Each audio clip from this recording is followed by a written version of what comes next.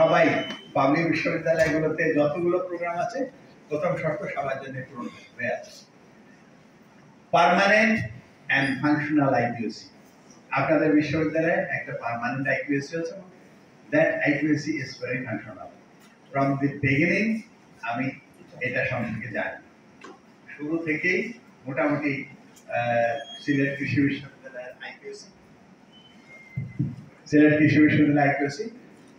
functional.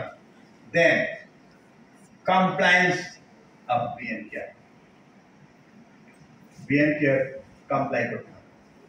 আপনারা সবাই নিশ্চয়ই BNCare সম্পর্কে আপনাদের প্রত্যেকের ধারণা আছে, ঠিক আছে?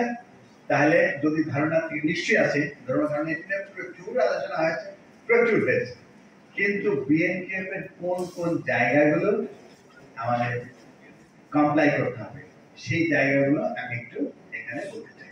কারণ প্রথম শর্ত অ্যাক্রিডিটেশনের, যে বিএনপিএফ কমপ্লাই না করলে তাহলে অ্যাপ্লিকেশনের জন্য আবেদন করতে পারবে না, করলেও অ্যাক্রিডিটেশন হবে না।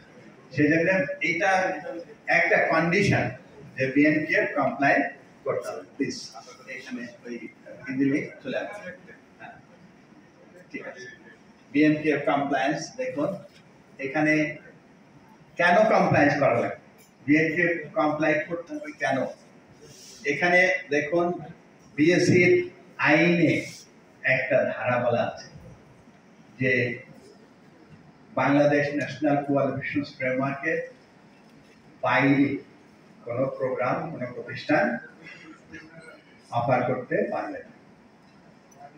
অর্থাৎ এই ফ্রেমওয়ার্কের বাইরে বলতে কি বোঝায়, ফ্রেমওয়ার্কের যে সমস্ত প্রভিশনস আছে সেই প্রভিশনস গুলোকে কমপ্লাই না করে কোনো প্রোগ্রাম অফার করতে পারবে না। প্রশ্ন ওঠে নিশ্চয়ই, যদি অফার করে তাহলে কি হবে? অফার করলে ঠিক সেই রকম অথরিটি, রেগুলেটিং অথরিটি আমাদের এখনো নাই, তবে একটা জিনিস হবে, সে কখনোই অ্যাক্রিডিটেশন পাবে না।